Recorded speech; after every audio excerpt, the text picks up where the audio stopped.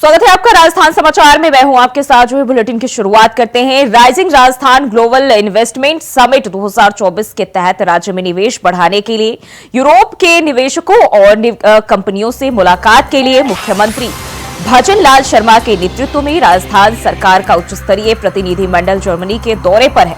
अपने दौरे की शुरुआत में प्रतिनिधिमंडल ने बवेरिया राज्य चांसलरी के प्रमुख और संघीय मामलों के राज्य मंत्री डॉक्टर फ्लोरियन हरमन के साथ म्यूनिख में मुलाकात की और इस बैठक के दौरान मुख्यमंत्री भजन लाल शर्मा ने जर्मनी को rising Rajasthan global investment summit 2024 का पार्टनर कंट्री बनने के लिए न्योता दिया। इसके साथ ही मुख्यमंत्री ने नेवराना जापानी इन्वेस्टमेंट जोन की तर्ज पर राजस्थान में जर्मन निवेशकों के लिए एक इन्वेस्टमेंट रीजन बनाने का भी प्रस्ताव दिया। हरमन से हुई इस मुलाकात के दौरान मुख्यमंत्री भजन लाल ने जर्मनी के बवेरिया राज्य और राजस्थान के बीच एक सिस्टर पार्टनरशिप स्थापित करने का प्रस्ताव भी रखा।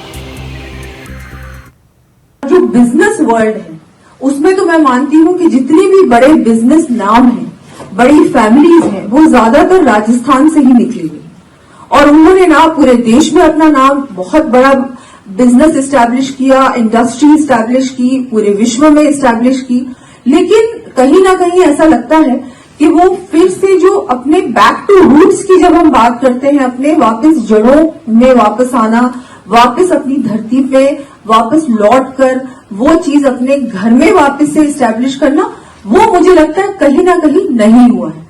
राजस्थान हर प्रकार से, चाहे हमारी हिस्ट्री के बारे में, हम इतिहास के बारे में बोले, हमारी संस्कृति के बारे में हम लोग कहें, हमारे कल्चर के बारे में कहें, हम हमारे टूरिज्म के बारे में बात करें, हमारी एग्रीकल्चरल इंडस्ट्री के बारे में बात करें, नेचुरल रिसोर्सेज की बात करें, ये सब कुछ बहुत है।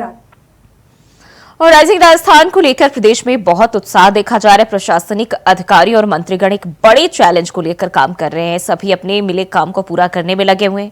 राजस्थान के उप मुख्यमंत्री प्रेमचंद बैरवा ने कहा कि जब से मुख्यमंत्री भजन लाल शर्मा ने राजस्थान की बागडोर संभाली है, तब से वे प्रधानमंत्री मोदी के विकसित राजस्थान के सपने को साकार करने में जुटे हैं। ऐसे में दिसंबर में होने वाले राइजिंग राजस्थान के लिए पहले जापान और कोरिया गए, फिर दूसरे राज्यों में गए और अब विदेश गए हैं। निवेशकों को आमंत्रित किया जा रहा है क्योंकि राजस्थान एक ऐसा प्रदेश है जिसमें बहुत संभावनाएं हैं।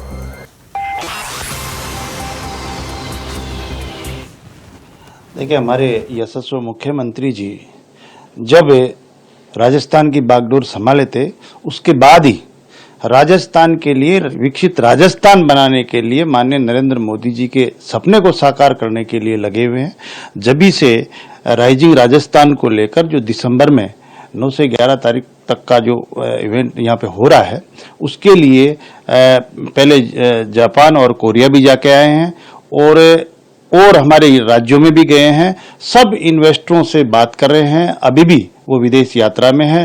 हमारे यशस्वी मुख्यमंत्री जी और हमारी उप मुख्यमंत्री जी निश्चित रूप से जितना भी जो इन्वेस्टर है उनको यहाँ आमंत्रित कर रहे हैं, क्योंकि राजस्थान एक ऐसी जगह है जिसमें बहुत सारी संभावनाएं हैं। इवन अब माइनिंग के क्षेत्र में, मिनरल के क्षेत्र में, हमारे ऊर्जा के क्षेत्र में और पर्यटन की दृष्टि से काफी यहाँ पे संभावनाएं हैं। निश्चित रूप से उन इन्वेस्टरों को यहाँ पे आएंगे तो निश्चित रूप से उनको सुविधाएं देने के लिए हमारे माननीय यशस्वी मुख्यमंत्री जी बहुत जोरों शोरों पे तैयारी पे लगे हुए हैं। सारा मंत्रिमंडल लगा हुआ है माननीय यशस्वी मुख्यमंत्री जी के साथ और सारे डिपार्टमेंट। निश्चित रूप से आने वाले भविष्य में जो उनकी सोच और जो विजन है, निश्चित रूप से हमारे यहाँ पर रोजगार की संभावनाएं बहुत ज्यादा है, तो वो हमारे युवाओं को रोजगार मिलेगा और राजस्थान को आर्थिक दृष्टि से मजबूती।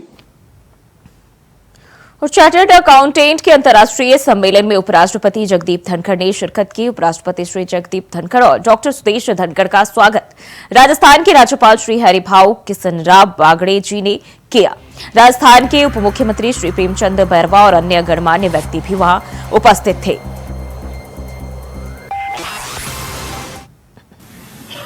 Respected dignitaries, esteemed members, and everyone present here. To be at the inaugural session and to connect with you is like generating a connect with the economy of the nation.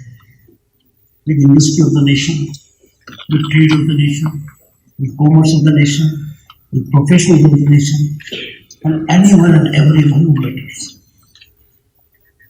Thank you for this great opportunity. Chartered accountants are unsung heroes. Yes, chartered accountants are unsung heroes, but now their presence is being felt, and the past unsung stories are getting louder and louder in high def. और चिकित्सा कर्मचारियों के खिलाफ बढ़ते हिंसा के बीच जोधपुर में डॉक्टरों ने कोलकाता के चिकित्सकों के समर्थन में 12 घंटे की भूख हड़ताल शुरू कर दी है और मेडिकल कॉलेज प्रशासन हाई अलर्ट पर है। स्थानीय अस्पतालों की निगरानी भी की जा रही है, जबकि व्यवधान के कारण वैकल्पिक व्यवस्था की गई है। डॉक्टर सिद्धार्थ लोढ़ा का कहना है कि हमारा काम विरोध करना नहीं है, लेकिन जब प्रशासन, नेता या जनता हमारी बात नहीं सुनती है तो हमें अपनी आवाज उठाने का अधिकार है।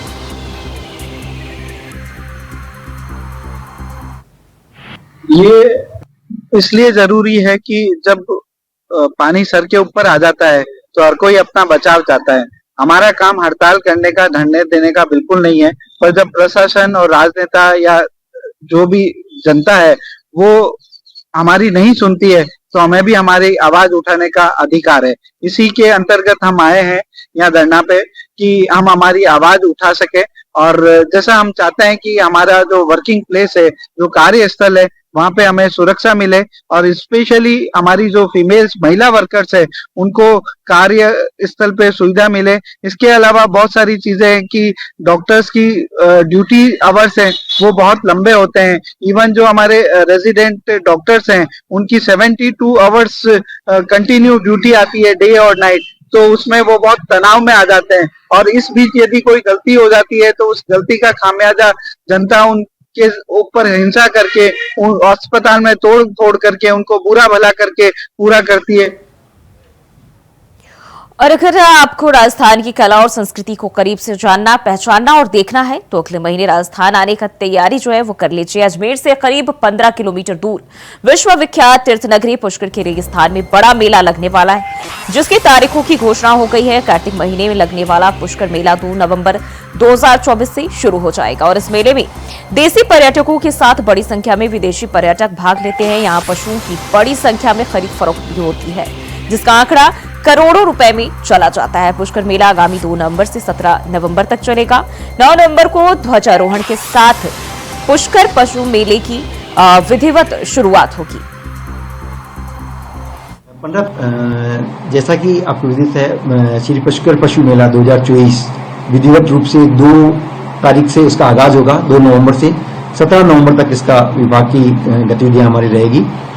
उसमें 2 तारीख को हम कार्यालय की स्थापना करेंगे और उसके पश्चात 4 तारीख से जितने भी पुष्कर के एंट्री पॉइंट है उन पे चौकियां स्थापित होगी, जिससे कि पशुओं के आने जाने की हम पूरा रिकॉर्ड रखेंगे। उसके पश्चात 9 तारीख को विधिवत ध्वजारोहण के साथ में उद्घाटन होगा इसका और 9 तारीख से लेकर 14 तारीख तक पर्यटन विभाग द्वारा सांस्कृतिक कार्यक्रम आयोजित किए जाएंगे। 11 के दिन धार्मिक मेला शुरू होगा, 11 से लेकर पूर्णिमा तक। 12 तारीख को 11 है, 12 तारीख से लेकर 15 तारीख तक धार्मिक मेला चलेगा। 12 तारीख को गिर एवं शंकर पशु प्रदर्शनी का उद्घाटन होगा, साथ ही विकास प्रदर्शनी का भी उद्घाटन होगा और विभिन्न पशु प्रतियोगिताएं 12 से लेकर 14 तारीख तक आयोजित की जाएगी और उनके विजेता पशुपालकों को 15 तारीख को पुरस्कार वितरण समारोह में हम सम्मानित करेंगे। और अजमेर रेलवे प्रबंधक आलोक अग्रवाल ने विजयनगर रेलवे स्टेशन का औचक निरीक्षण किया और यात्री सुविधाओं, ऑनलाइन भुगतान प्रणाली और निर्माण कार्यों की समीक्षा की। उन्होंने सीमेंट की बेंचों को स्टील की बेंचों से बदलने की सिफारिश की और यात्रियों के लिए बेहतर सुविधा पर जोर दिया।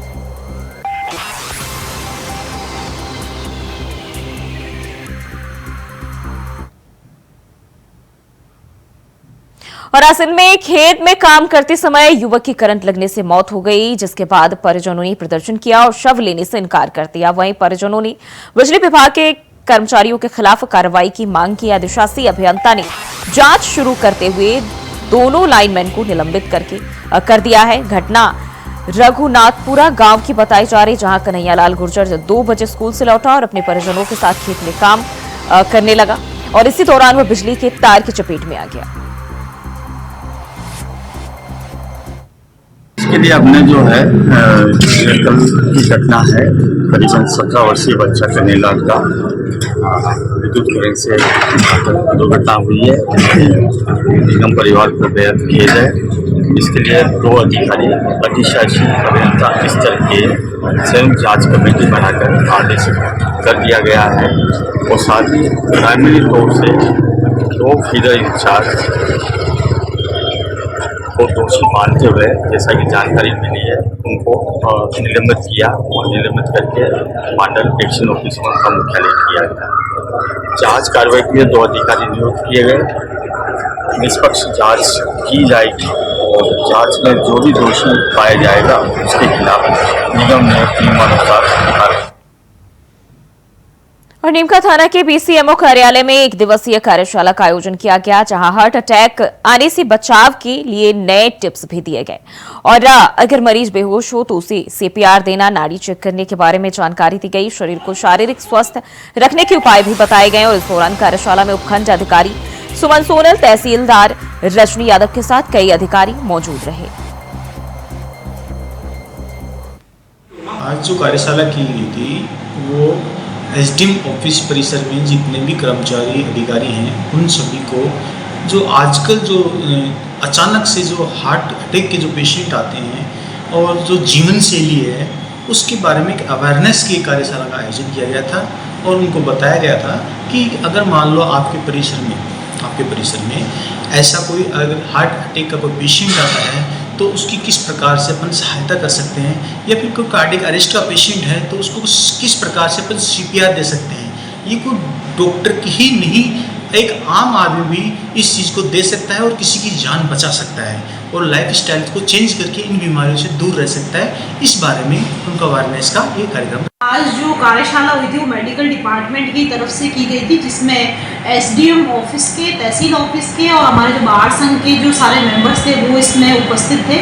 इसमें सामान्य रूप से जो हार्ट अटैक या जो कार्डियक अरेस्ट के टाइम में अगर कोई व्यक्ति अचेत हो जाता है या अगर अचेत नहीं है और उस समय इसकी ऑन द स्पॉट जो होती है वो क्या उनकी हेल्प की जा सकती है, जो सीपीआर है उसके माध्यम से, जो डेमो के माध्यम से यहाँ पे जो सारे जो उपस्थित थे उनको बताया गया था। इसके साथ में ही जो लाइफ स्टाइल रिलेटेड जो बीमारी आजकल ज़्यादा पनप रही है उनको कैसे अपन रोक सकते हैं या ऐसी क्या स्थिति है जो एक आम जन है वो किसी की अगर मान लो उसको ऐसा कुछ मिल जाए, ऐसी कोई घटना कहीं हो जाए, ठीक है, पब्लिक में, तो उसकी हेल्प कैसे की जा सकती है, उससे रिलेटेड और क्या व्यक्ति को अपने खान पान का ध्यान रखना चाहिए ताकि ऐसी चीज़ हमने शरीर में हो ही ना, उससे रिलेटेड इसमें चर्चा की गई। और गैंगस्टर विक्रम सिंह बराड़ को कड़ी सुरक्षा के बीच हाई सिक्योरिटी जेल से जेएलएन अस्पताल लाया गया। विक्रम सिद्धू मूसेवाला केस का भी आरोपी है। उसे गैंगस्टर लॉरेंस बिश्नोई और गोली बराड़ का करीबी बताया जाता है। विक्रम सिंह बराड़ उर्फ विक्रमजीत सिंह बराड़ के बीमार होने के कारण उसे जेल से अस्पताल लाया गया। अस्पताल में सुरक्षा के पुख्ता इंतजाम भी किए गए और कई जगहों पर भारी पुलिस बल की तैनाती की गई। वहीं अस्पताल पहुंचने पर डॉक्टर ने उसका चेकअप किया। विक्रम सिंह बराड़ को राष्ट्रीय जांच एजेंसी यूएई से गिरफ्तार कर भारत लाया गया था और उसे पंजाबी सिंगर सिद्धू मूसेवाला हत्या मामले में शामिल होने के आरोप में भी गिरफ्तार किया गया।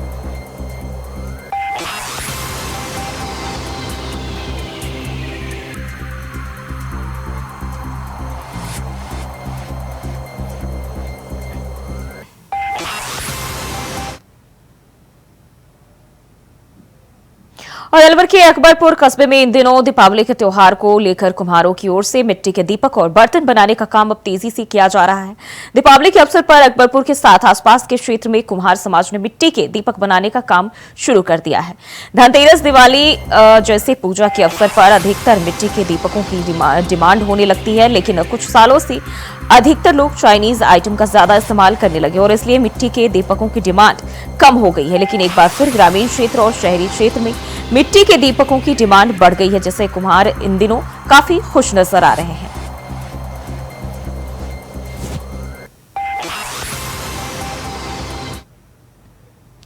और बढ़ते आगे, कोटपुतली में बदमाशों ने एक घर में घुसकर हमला कर दिया, जिसमें 2 महिलाओं समेत 6 लोग घायल हो गए। सूचना मिलने पर मौके पर पहुंची पुलिस ने घायलों को अस्पताल में भर्ती कराया और जानकारी देते हुए बताया कि करीब 1 दर्जन बदमाश रात को एक घर में घुसकर हमला कर दिया और कई राउंड फायरिंग भी की गई, जिसमें कई लोग घायल हुए हैं। वहीं पूरा मामला आपसी रंजिश का बताया जा रहा है।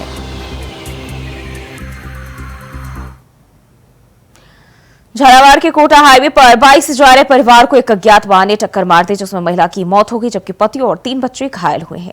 राहगीरों की मदद से सभी को झालावाड़ के एसआरजी अस्पताल में भर्ती कराया गया, जहां डॉक्टरों ने पत्नी निर्मला को मृत घोषित कर दिया और पति हंसराज, 5 साल के बेटे विक्रम और 3 साल की बेटी वर्षा का इलाज जारी था। लेकिन आज वर्षा का भी इलाज के दौरान मौत हो गई और पुलिस ने शव का पोस्टमार्टम कराकर परिजनों को सौंप दिया है।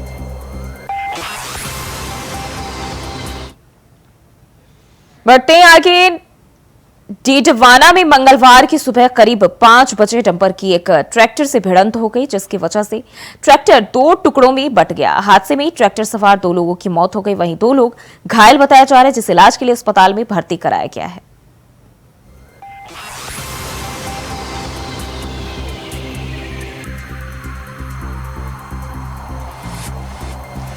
तो हादसे में 2 मजदूरों की मौत हुई है।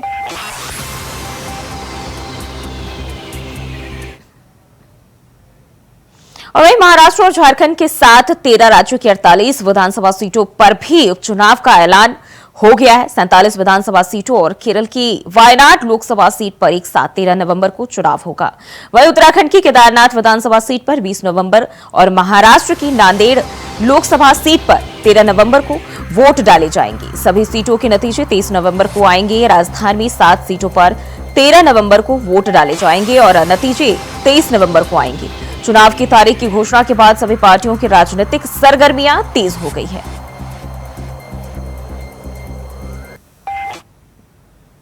वहीं डीडवाना में शुद्ध आहार मिलावट पर वार अभियान के तहत खाद्य सुरक्षा विभाग ने कई जगहों पर कार्रवाई करते हुए खाने के सैंपल लिए और जांच के लिए भेज दिए, क्योंकि दीपावली का त्योहार नजदीक है और ऐसे में मिलावटखोरों पर शिकंजा कसने के लिए खाद्य सुरक्षा विभाग पूरी तरह से तैयार है। और अब विभाग ने कई जगहों से खाने के सैंपल्स लिए हैं और जांच के लिए भेज दिए। अगर उनमें किसी तरह की कोई कमी पाई जाती है तो ऐसे में उन लोगों के खिलाफ कड़ी से कड़ी कार्रवाई की जाएगी।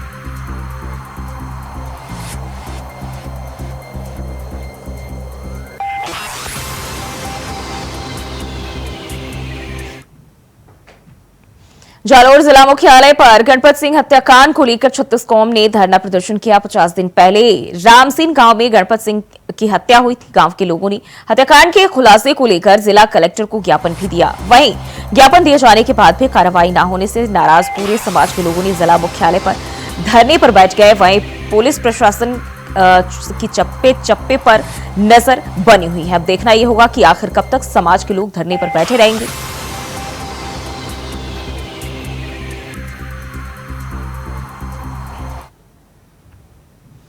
घरसाना के रोटरी चौक से सरकारी अस्पताल तक लाखों की लागत से बनी सड़क को लेकर घरसाना में भारी विरोध बना हुआ है। दरअसल रात के अंधेरे में सड़क तो बनी, लेकिन दिन के उजाले में उखड़ गई। सड़क निर्माण के 2 दिन बाद ही सड़क उखड़नी शुरू हो गई। आक्रोशित लोगों ने देर रात सड़क के घटिया निर्माण कार्य को लेकर प्रदर्शन किया और पीडब्ल्यूडी विभाग अनूप गढ़ के खिलाफ जमकर नारेबाजी भी की।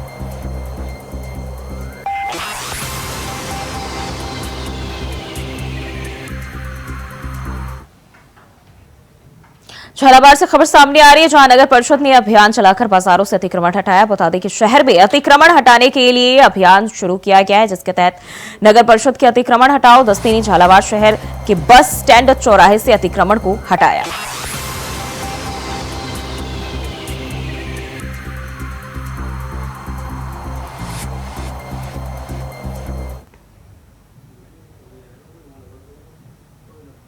और राजस्थान समाचार में फिलहाल के लिए बस इतना ही। खबरों के लिए बने इंडिया वॉइस के साथ।